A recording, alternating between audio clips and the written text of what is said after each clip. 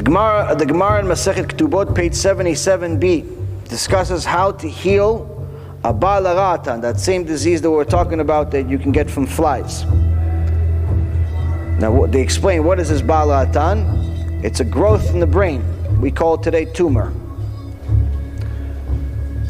And the actual discussion of the procedure is in the Gemara. The Gemara actually talks about what exactly they did to remove this brain tumor. And they talk about how the knife that they had to use had to be very, very sharp, very precise. But unlike today, where they use a saw or sometimes a laser to cut the head, which creates a lot of blood, damage, and very, very difficult recovery, the sages had much, much better way. In order to create a hole in the head, in order to take out this Baal Haratan, what do? They put a cream. To put a very, very special type of cream on the skull, which would make it soft, and they could open it with the very simple incision. So doctors today are not the most advanced. Just a few decades ago, there was a new disease that came to the world, according to scientists, called AIDS. And they say that the originator of the AIDS, or the HIV virus that later becomes AIDS, is the monkey. There's two interesting things about this. It's not new. Midrash Rabbah and the Gemara Masechet Sotah, so it's in two places.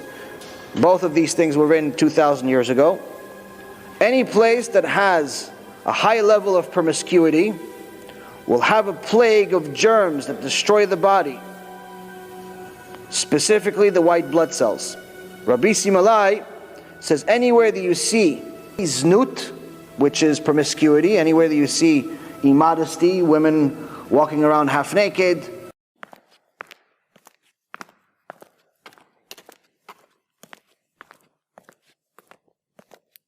which has become common today, or people that are promiscuous, which is celebrated today in our world. So he says anywhere that you see znut, Andralamusi comes to the world and kills good and bad. Andralamusi is another name for AIDS. It's just the Gemara's language of AIDS.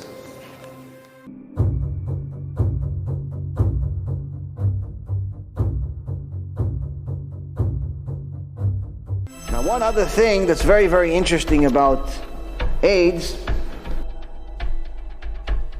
is something called Torah codes.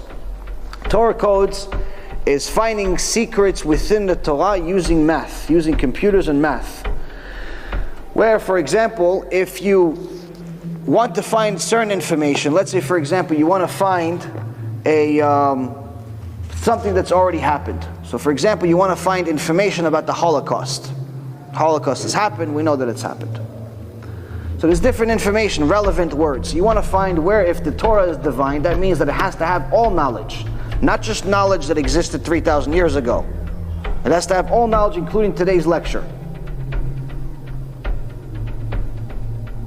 So now, you have to have a way to find it. One of the ways of finding it is using something called Torah codes, where you look for a specific word, and the computer program will find this word in the Torah using equal mathematical skips. Meaning that, let's say, for example, you look for the word Hitler in Yimach Shemo v'Zichro. Okay, now you're looking for it obviously in Hebrew. So first you look for the letter Hey, then you look for Yud, because obviously Hitler didn't exist 3,000 years ago. So you have to look for it. How is it going to find it?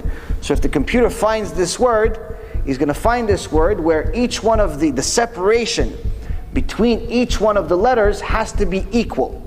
Meaning the Hey, let's say there's 50 letters space, and then there's the Yud, and then there's another 50 letters, and then there's another letter, and so on. But it has to be equal mathematical skip. Meaning, in order for you to see that this is actually not just a random word, the separation between each one of the letters to make up this word have to be equal. And the lower the number, the more you see that this is intelligent design and not just something that's random. A lot of people try to challenge Torah codes by saying, yeah, we found interesting words even in the book Fiddler on the Roof and Harry Potter and all of these other books. This is complete nonsense. Number one, they didn't find anything relevant. And number two, when I tell you what they actually find in the Torah, you'll understand why there's nothing compared to Torah codes when you actually know what you're talking about. Now, when they looked for Hitler and the Holocaust and all the evil things that they did to us, they find all of these words, all of them, in the same page in the Torah.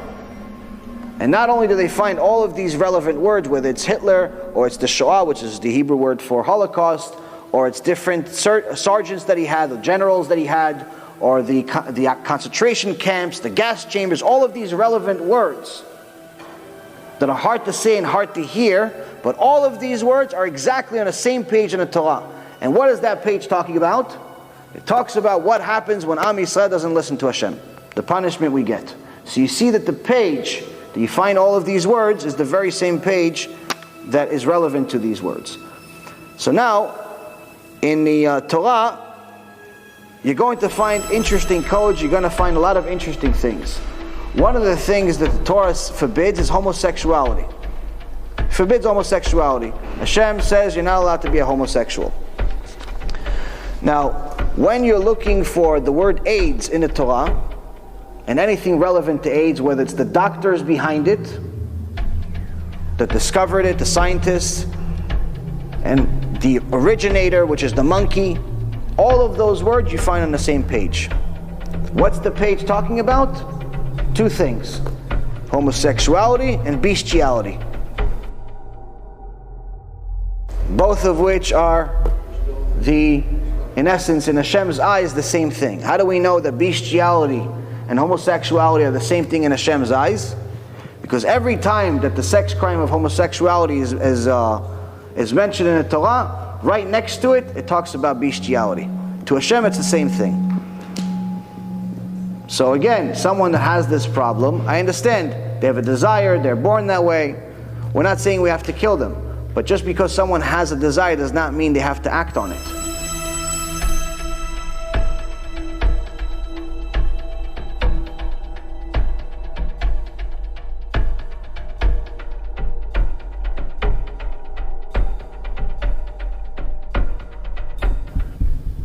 If you have a person that you know that's a kleptomaniac, and they need to steal things,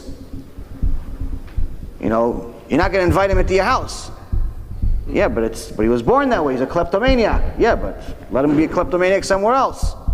I don't want him to steal my stuff. Or if one of your children, chas v'shalom, has a friend that's a pyromaniac, likes to light things on fire. Yeah, but Ima, it's my friend. Yeah, but he's going to burn our house, Bubby. Go play in his house. Burn his house. Won't burn my house. Yeah, but he was born that way, Ima. Okay, let him be born that way over there.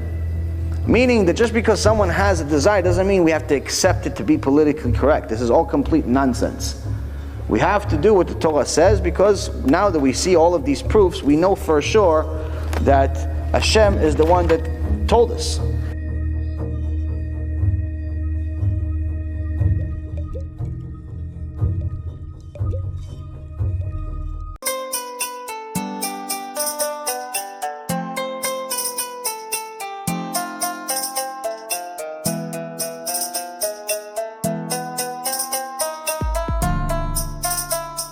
Let me know what you think, and make sure to share it, because other people need to learn too.